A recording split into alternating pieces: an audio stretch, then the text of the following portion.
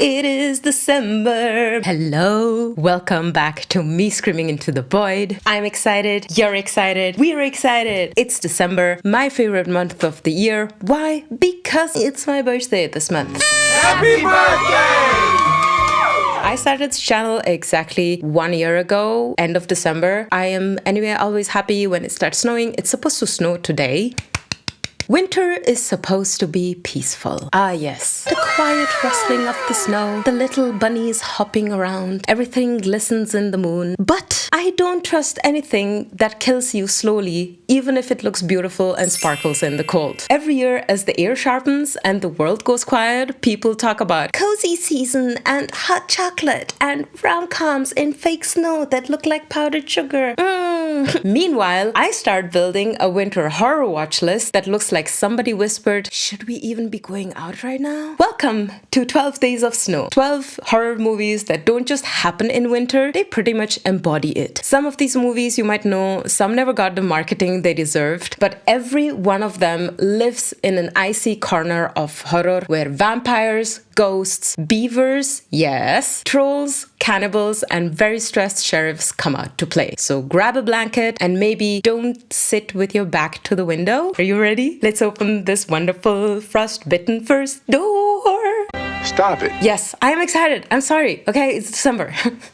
First up, 30 Days of Night from 2007. Now, I'm pretty sure anyone who is anyone and loves vampires or snow has watched this for sure. We begin in Barrow, Alaska, a place that basically asks to be devoured. 30 days without sunrise. 30 days of, what was that? 30 days for something ancient to treat the town like an all-you-can-eat buffet. And I am all here for it. It's directed by David Slade, known for Hard Candy, Black Mirror Metalhead, and some of the most praised episodes of Hannibal. It is based on a graphic novel. The film stars the wonderful Josh Hartnett, who can, in my book, do no wrong because it's Josh Hartnett. He did Penny Dreadful and I completely fell in love with him. But before he did that, he did 30 Days of Night and making everyone's horror heart soar higher. It's also starring Melissa George and the terrifying Danny Houston as Marlowe. The supporting roles include Ben Foster, Mark Boone, Manu Benet. Funnily enough, this movie was not shot in Alaska. Most of it was filmed in New Zealand. Eternal Night was created with day for night shooting, meaning that they shot during the day, but they used a heavy grading, which mostly I'm very irked by, but in this movie it works and it doesn't look too fake. It was well done and I'm not mad at it. They even invented a fictional vampire language. The practical effects were done by Weta Workshop, the same team behind Lord of the Rings. They handled all the gore. Prosthetic limbs, cracked skin,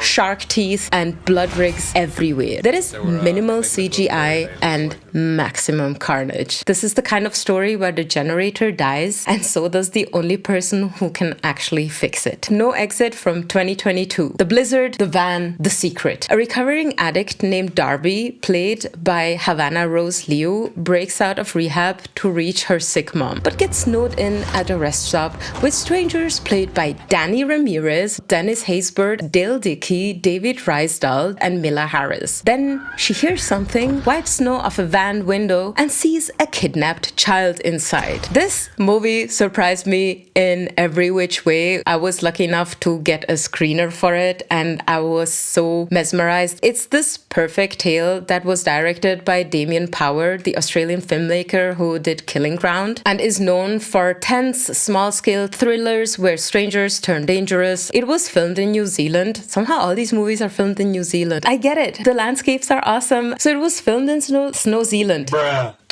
It was filmed in New Zealand. The crew built the entire rest stop interior to control the lighting and create a claustrophobic atmosphere. As for the outside scenes, they are shot entirely on a soundstage with practical snow machines blasting mountains of shredded ice and paper. The van was refrigerated between takes, allowing the windows to naturally frost over. They had a very small team of people who handled the special effects, silicone injury plates for the nail gun hits, yes, there is nail gun hits, and old school blood rigs tucked under jackets. There were minimal digital touch-ups and maximum that looks like it hurts practical effects. This is a winter thriller where the storm isn't the scariest part, it's the people trapped inside with you. Dum, dum, Then Frozen 2010, the chairlift that hates you, and nature is the slasher. 3 friends get stranded on a chairlift at a ski resort, facing freezing temperatures, isolation, and dangerous wildlife. It starts off in this idyllic, oh, let's go play in the snow with our snowboards and our skis, and it's gonna be so much fun. For somebody like me who cries every time she needs to sit on a chairlift because I have crippling fear of heights. The last time I sat on one of those chairlifts, I spent the entire ride up crying my eyes out, not looking down, and having them closed while gripping myself to the rails. Okay. This one is built like a classic slasher, but here the villains are cold, wolves, gravity, and your very own bad choices. Why it feels like a slasher? This movie is directed by Adam Green, who's known for reviving the slasher genre with the Hatchet franchise. I would highly recommend you watch it. It is so fun. Green approaches horror as a fan who loves practical effects and risky choices. The film stars Shawn Ashmore, Kevin Zegers, Emma Bell, and features horror icon Kane Hodder as a plow driver wearing a Mount Holliston beanie as an inside joke. I don't know if any of you who have watched it caught that, but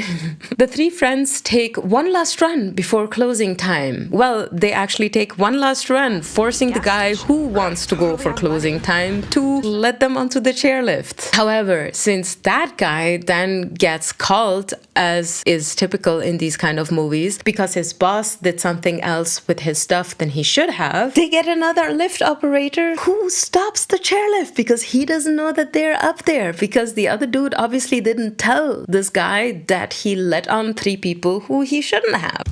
So the systems are shut down and suddenly they're dangling 50 feet in the air in a blizzard on a weekend, and the resort won't open for another 5 days. Stupid choices? Check. Isolation, double check. Predators, triple check. In this story, wolves are basically the slasher's henchmen. It was filmed on a real chairlift at Snow Basin Resort 50 feet up in February. There is no green screen, no faking the cold. Everything that you see was filmed on the outside, and anybody who knows how cold it can get, it's harrowing to watch if you know that they're not working in front of a green screen. The actors went through a lot for this film. The wolves were real, trained, and hungry for steak. Actual wolves. See, coyotes. You could have used real coyotes, and instead you used AI. Anybody else has seen coyotes? Please let me know, because I suffered through the whole movie. Even though it was funny and it had Justin Long in it, it kind of sucked because of the coyotes. In this film, the slasher villain doesn't chase its victims.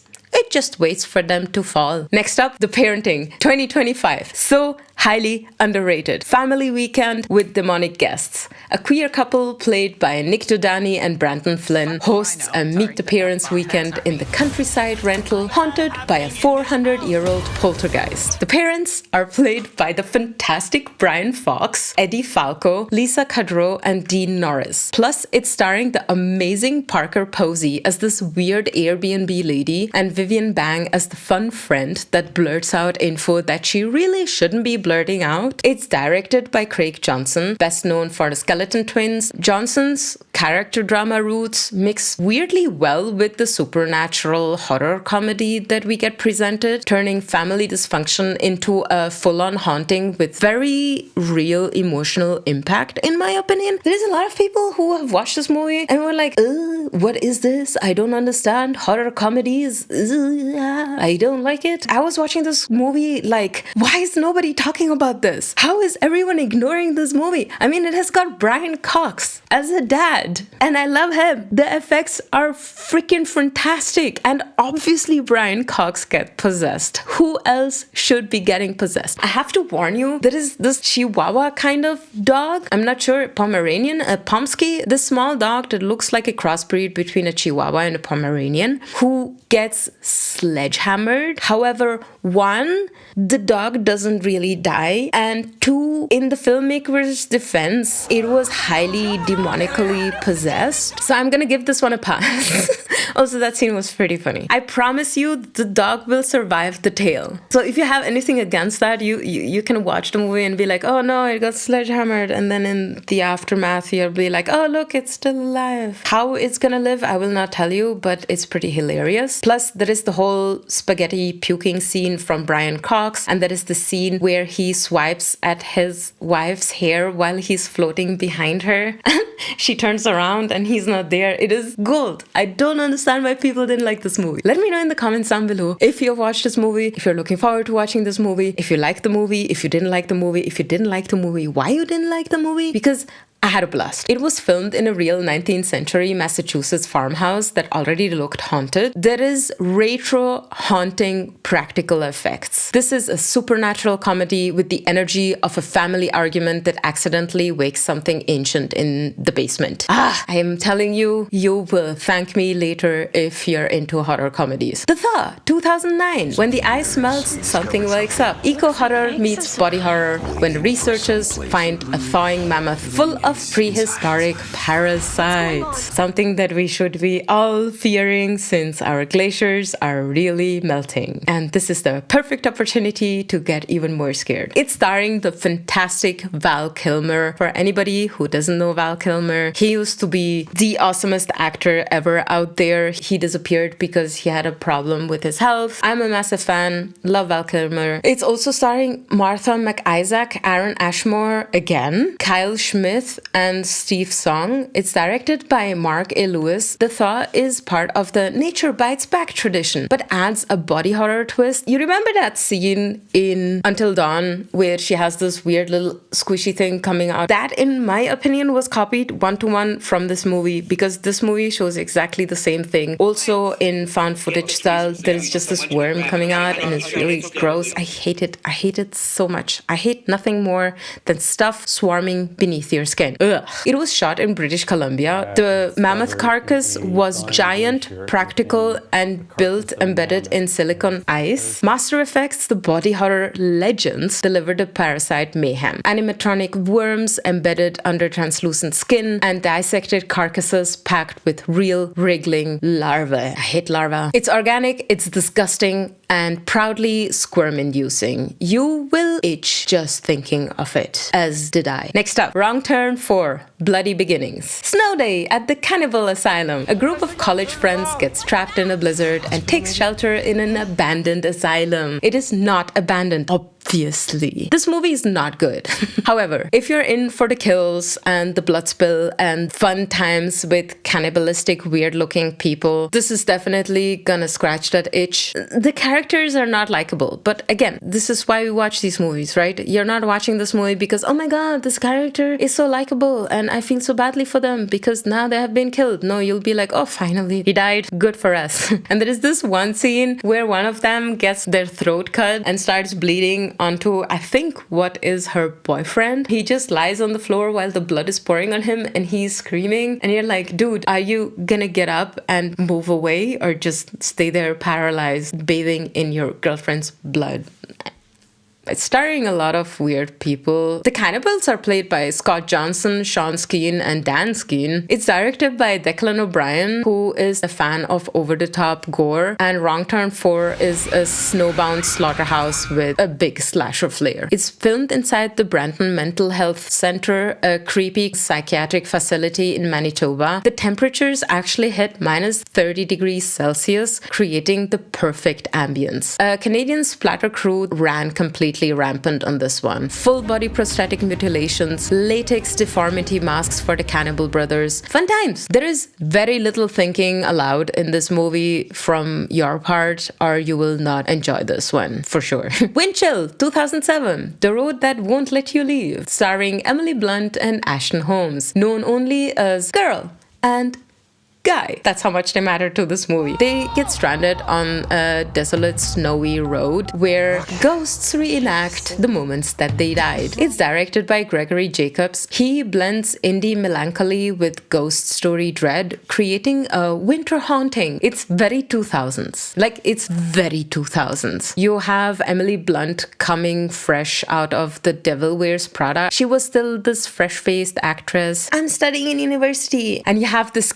creep who stalks her basically and sees that she needs a ride through the snowbound territories and grasps that opportunity to drive her. And she doesn't know that he was the only one available because he was the only one who put out a notice that he's driving that way, even though his home is the opposite direction. It's weird. This whole premise is weird. It's shot in British Columbia using a real abandoned road. The car was repeatedly crashed into a snowbank for authenticity.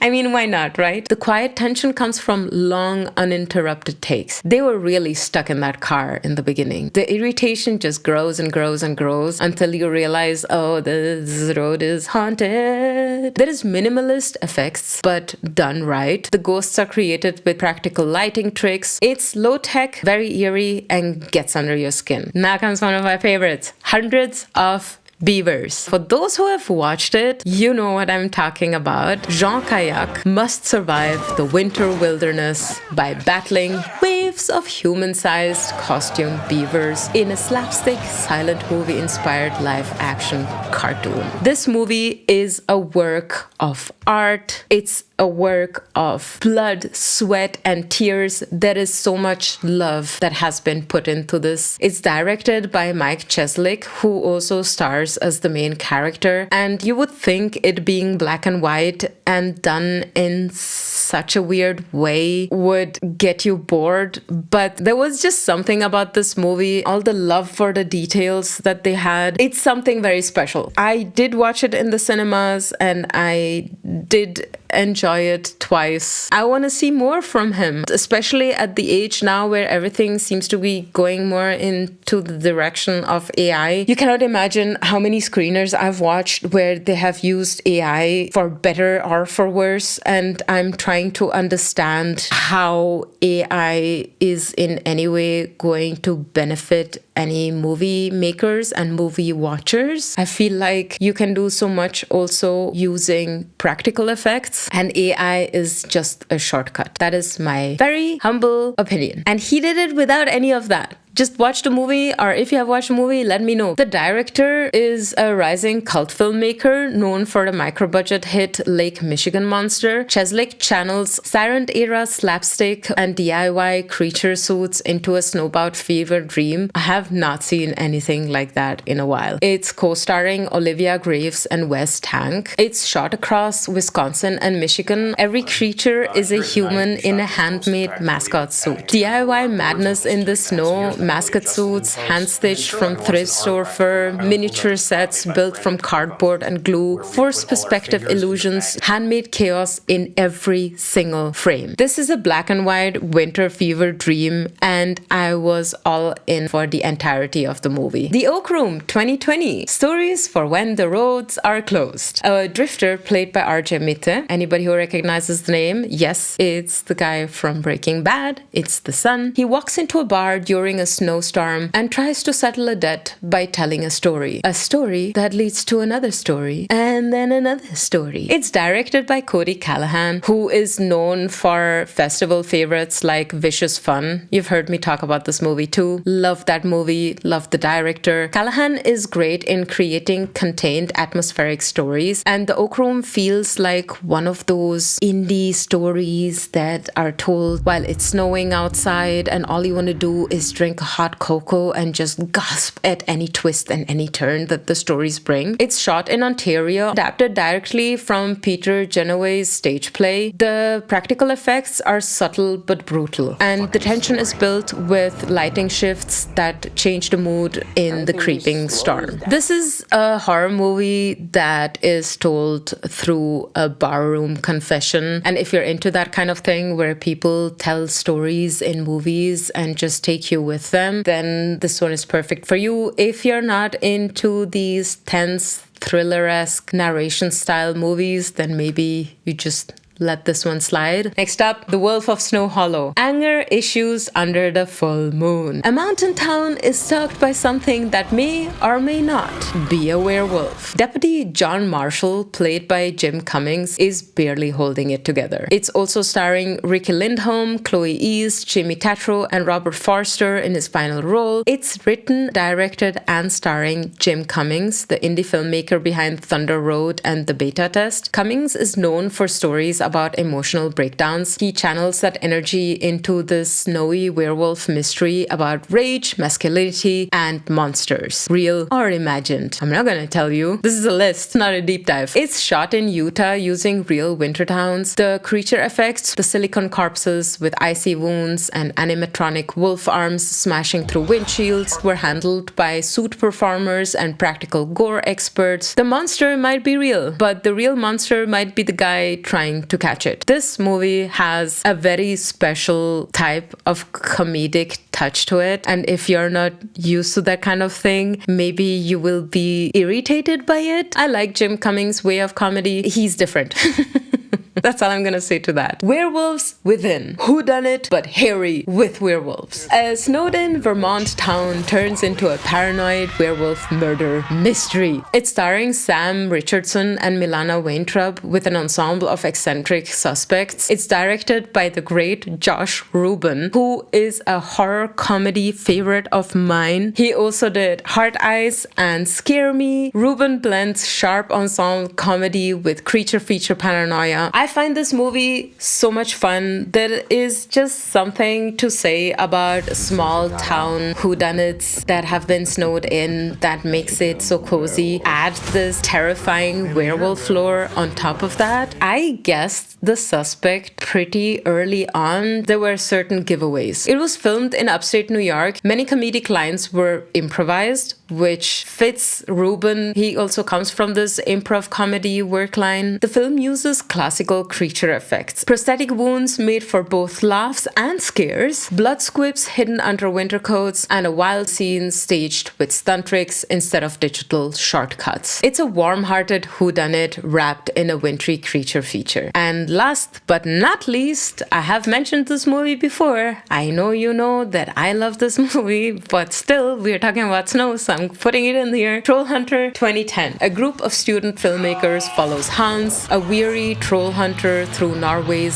snowy wilderness. It's starring Otto Jespersen, Glenna Erland Tosterund, and Johanna Mork. It's directed by none other than Andre Overdal, a Norwegian director who also directed The Autopsy of Jane Doe, Scary Stories to Tell in the Dark, and The Last Voyage of Demeter. He takes legends very seriously. Troll Hunter felt like a mythic documentary that the government would rather keep secret. It's shot across Western Norway in landscapes so massive that they make the trolls believable. The actors improvised reactions to off-screen roars and warnings. Since the trolls themselves are CGI, the practical magic happens around them. Collapsing rock walls, triggered with controlled detonations, massive troll footprint impressions, and troll stink paste. Yes, why not make the cast suffer too, right? Everything in this world is practical. The trolls are the only digital part that are crashing into it. It's a mockumentary so committed, you start actually believing that the government control might be real. And then, because I can see the comments coming if I don't mention this one, Misery is gonna be our bonus. Yes, I love that movie. It's a snowstorm, a superfan, and a sledgehammer. Now, I don't think I need to tell anyone what the story is about, but think Eminem's Stan in movie version, except way more maniacal, with Annie Wilkes played by the wonderful and excellent Kathy Bates, who is his #1 fan. By his, I mean the author who crashed his car and broke both of his legs, and she rescued him and then didn't tell anyone and kept him in her home while everything was snowed in. It's directed by Rob Reiner, who is known more for the warm-hearted Stand By Me and Princess's Bride movies, and becomes this harrowing Stephen King adaptation. It is tense, it is relentless, and truly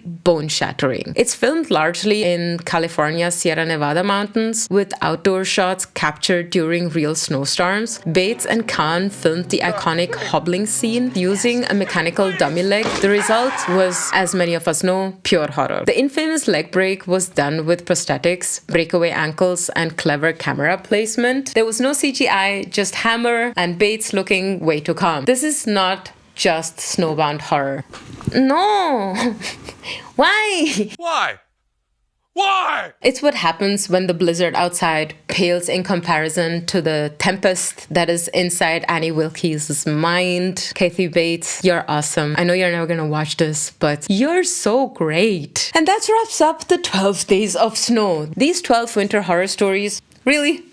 These 12 winter horror stories show that cozy season is just a myth made up by people who have never been stranded, stalked, or snowed in with something hungry. We had a month-long vampires night, a rest-up kidnapping mystery, a chairlift slasher where nature kills you, a demon crashing a family weekend, parasites thawing out of mammoths, cannibals in blizzard asylums, ghosts on an icy back road, beavers waging cartoon wars, barroom storytelling with a twist, werewolf investigations and breakdowns, werewolf whodunits, and trolls. Actual trolls. Some you have heard of, some I'm most certain you haven't. But winter is full of stories hidden beneath the snow. The kind of stories that people don't share because they're too busy drinking mulled wine and pretending snow is romantic. If October is for pumpkins and ghosts, then December for me is for pagan rituals and terrible decisions. And that is why next up we can stop pretending to just care about the snow, because 2 weeks from now I will be making a list of 12 days of winter solstice. So until then, stay warm, stay inside, and if you hear something out in the snow, maybe don't go check it out. This was me screaming into the void. Thank you so much once again for floating out there with me. I had a massive fun time building this list. Lists are fun because they're short, they're concise. I can pile up a couple of movies that you might or might not have watched, and then you can pick and choose what you want to watch, what you don't want to watch. And if you have questions about the movies, in which direction they're going, or I wasn't clear about it, you can ask me in the comments and I will let you know. And maybe if you have a couple of movies that you think I haven't watched yet, then let me know down in the comments down below. I hope it's snowing where you are. This was me screaming into the void. I hope you had fun, and I will catch you next time. Bye!